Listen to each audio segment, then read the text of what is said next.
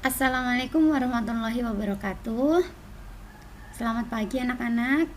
Semoga kita selalu sehat dan kalian terus semangat belajarnya ya. Sebelum kita mulai pelajaran seperti biasa, kita berdoa dulu menurut agama masing-masing agar apa yang kita pelajari nanti bisa bermanfaat.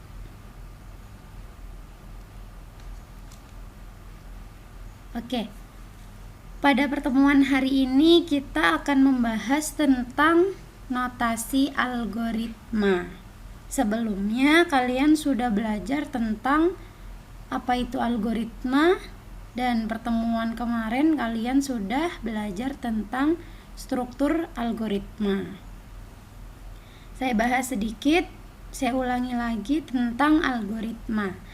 Jadi algoritma itu adalah suatu urutan dari beberapa langkah logis dan sistematis yang digunakan untuk menyelesaikan masalah tertentu. Di situ yang saya beri tanda merah atau tulisan warna merah ya, ada logis dan sistematis. Kenapa?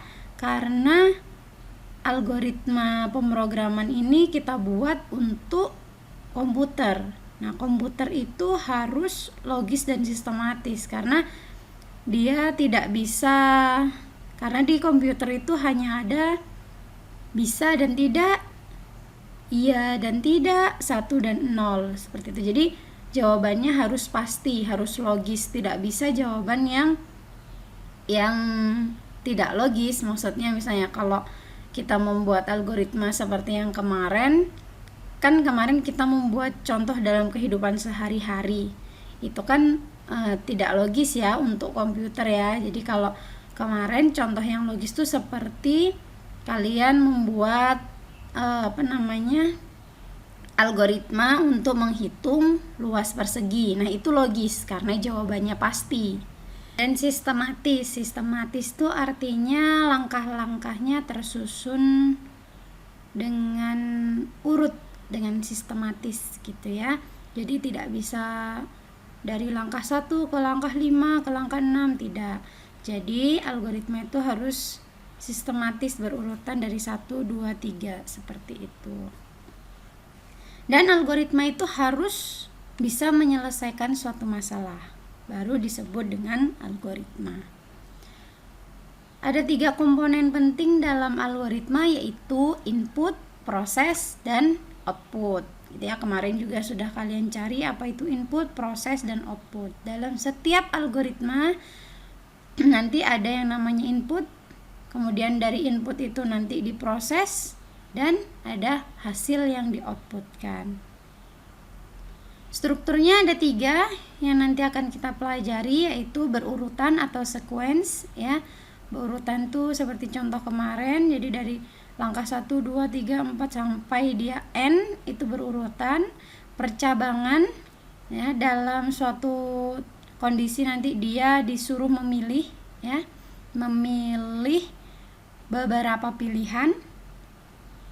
Kemudian yang ketiga perulangan, looping atau repetition, itu algoritma yang mengulang-ulang mengulang-ulang langkah ya, mengulang-ulang langkah sampai batas tertentu dia berhenti. Hari ini kita akan membahas ini notasi algoritma. Notasi algoritma itu dibagi 3, ada 3 macam. Ada yang namanya bahasa natural, flowchart, dan pseudocode. Kemarin ketika kalian mengerjakan tugas yang pertama membuat algoritma, yang kedua yang luas persegi, ada beberapa teman yang sudah membuat flowchart. Padahal ini belum kita bahas. Maksud saya kemarin baru di bahasa natural, tapi sudah bagus karena mereka mau belajar, mau membaca sumber-sumber yang ada di internet untuk belajar sendiri. Bagus. Yang ketiga adalah pseudocode tadi. Yang pertama kita bahas dulu adalah bahasa natural. Bahasa natural itu ya bahasa kita sehari-hari ya. seperti yang sudah kalian kerjakan kemarin, itu adalah contoh algoritma bahasa natural, bahasa kita sehari-hari. Nah, ini salah satu soal yang kemarin kalian kerjakan. Algoritma menghitung luas persegi. Jadi yang pertama, masukkan nilai sisi. Sisi itu adalah inputnya. Kemudian dari sisi itu kita hitung luas persegi. Maaf, di situ persegi panjang, maksudnya persegi ya. Rumusnya adalah sisi kali sisi. Nah, yang terakhir dari perhitungan itu, dari prosesnya kita tampilkan luas persegi.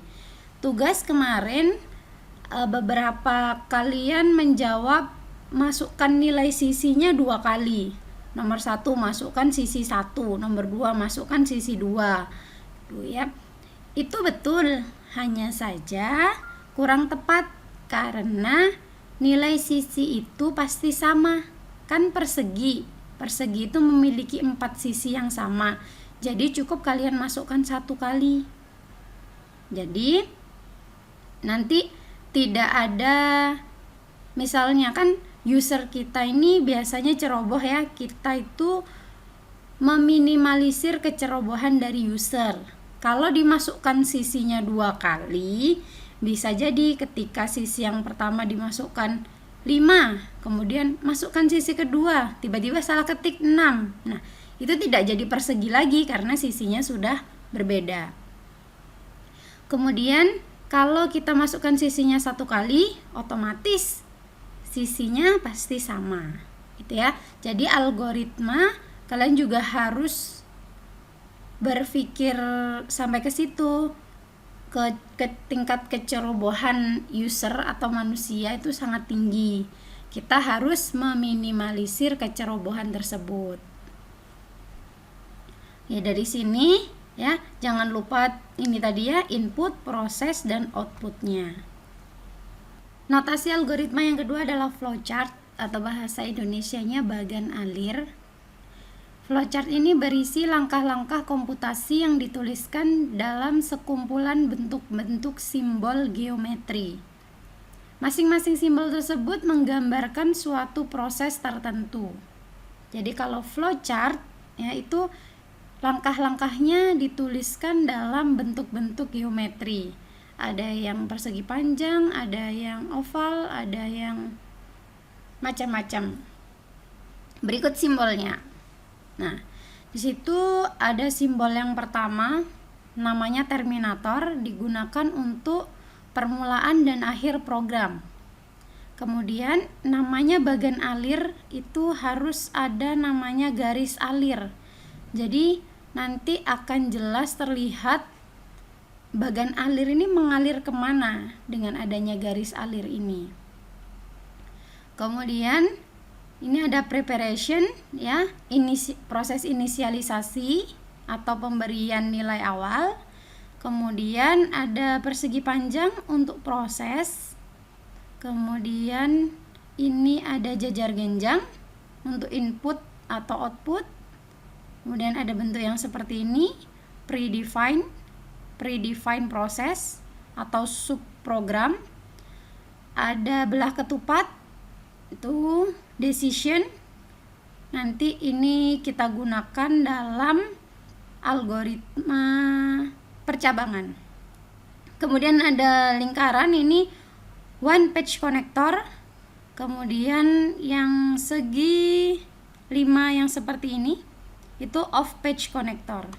Jadi nanti yang kita gunakan adalah untuk pertama ini masih terminator, garis, proses, dan input output, gitu ya. Untuk yang 2 simbol terakhir ini maksudnya adalah jika kalian membuat flowchart di sini ya, ini one page connector, penghubung bagian-bagian flowchart yang berada pada satu halaman. Jadi misalnya kalian membuat flowchart, ini halaman buku kalian, kalian bikin flowchartnya di bawah, ternyata tidak cukup sampai di bawah ini. Akhirnya di sebelah sisi ini, di sebelah sisinya itu masih ada bagian kertas yang kosong. Jadi kalian cukup menggunakan yang lingkaran ini untuk menyambung flowchart ya, tapi masih dalam satu halaman yang sama atau dalam satu lembar yang sama ya di kertas tersebut. Kalau yang segi 5 ini itu penghubung kalau sudah berbeda halaman. Jadi dalam kertas kalian ini sudah penuh tidak bisa di sampingnya juga, akhirnya harus dibaliknya, kalian gunakan konektor yang segi 5 yang di bawah ini. Sekarang kita lihat contohnya, ini masih menghitung luas persegi ya. Tadi sudah ada bahasa naturalnya, sekarang flowchartnya. Flowchart akan selalu dimulai dengan start. Kalian boleh pakai bahasa Indonesia, mulai boleh ya, start boleh. Jangan lupa bentuk simbolnya dari start itu oval ya, oval seperti ini. Jadi bukan persegi, tapi yang ujungnya tidak lancip. Ini ya, start. Kemudian jangan lupa garis alirnya ya, dia ke bawah. Habis start, kemudian kita lihat tadi di flowchart bahasa naturalnya kan, yang pertama adalah masukkan nilai sisi. Di sini cukup kita tulis aja inputnya sisi. Jangan lupa simbolnya adalah jajar genjang. Kita lihat tadi di sini ya. Input dan output itu jajar genjang. Permulaan dan akhir itu yang seperti ini, oval ini ya. Kemudian prosesnya segi 4. Kita kembali lagi. Karena input dia harus wajib jajar genjang. Karena bentuk-bentuk ini memiliki arti sendiri, tidak boleh kalian membuat bentuk sendiri, tidak boleh. Misalnya kalian membuat start dengan jajar genjang, itu juga tidak boleh. Jadi harus sesuai dengan maknanya tadi. Kalau jajar genjang untuk input gitu, input dan output. Kalau persegi panjang untuk prosesnya, seperti itu. Terus setelah input tadi, bahasa natural yang kedua adalah hitung luas persegi dengan rumus luas sama dengan sisi kali sisi. Karena ini proses, maka simbolnya adalah persegi panjang. Di sini cukup kalian isikan dengan rumusnya saja, luas sama dengan sisi kali sisi. Setelah proses akan ada output. Output itu juga menggunakan jajar genjang. Apa yang di-outputkan? Yang di-outputkan adalah luas. Perhatikan warna hijau ya, warna hijaunya ini. Ini yang kalian hitungkan luas dengan input sisi kali sisi. Yang di-outputkan berarti adalah luasnya ini tadi. Jangan di sini kalian hitung luas sama dengan sisi kali sisi. Outputnya tiba-tiba keliling misalnya. Ya berarti kan yang dihitung, yang diproses apa, yang di-outputkan apa, itu tidak sesuai. Jadi harus sesuai semuanya. Setelah ada output ini, kemudian kita stop atau end atau selesai. Begitu ya. Jadi ini contoh flowchart dimulai dari start, input, proses, output, dan stop atau end atau selesai. Perhatikan simbol-simbol yang digunakan dan jangan lupa garis alirnya, karena ini adalah bagan alir atau flowchart. Yang ketiga adalah pseudocode. Pseudo itu artinya semu ya. Kode ya kode.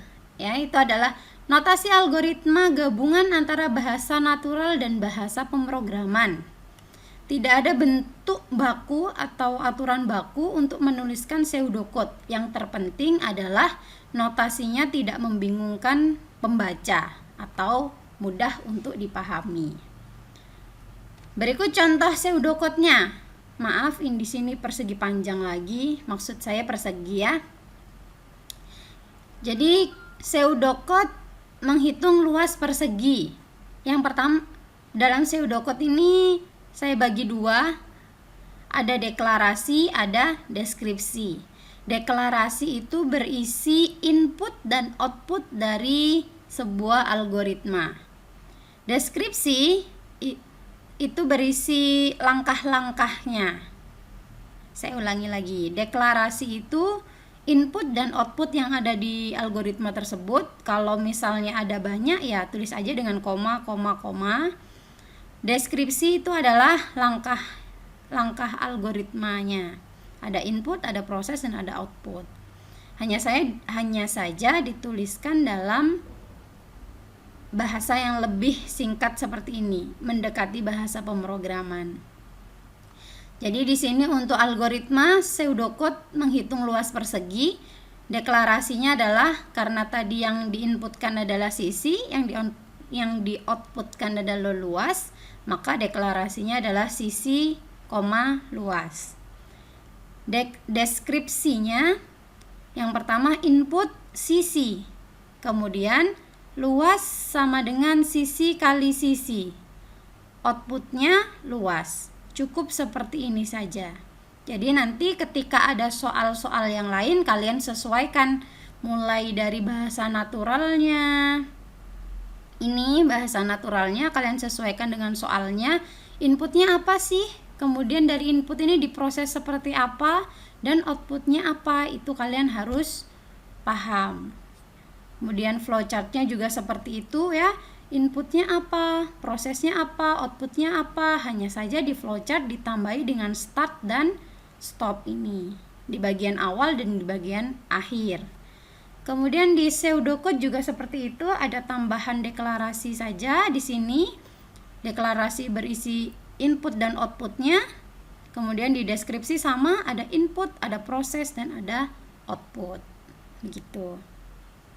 Nanti jika ada hal-hal yang kurang jelas, silakan ditanyakan, bisa di grup atau bisa langsung di forum Classroom.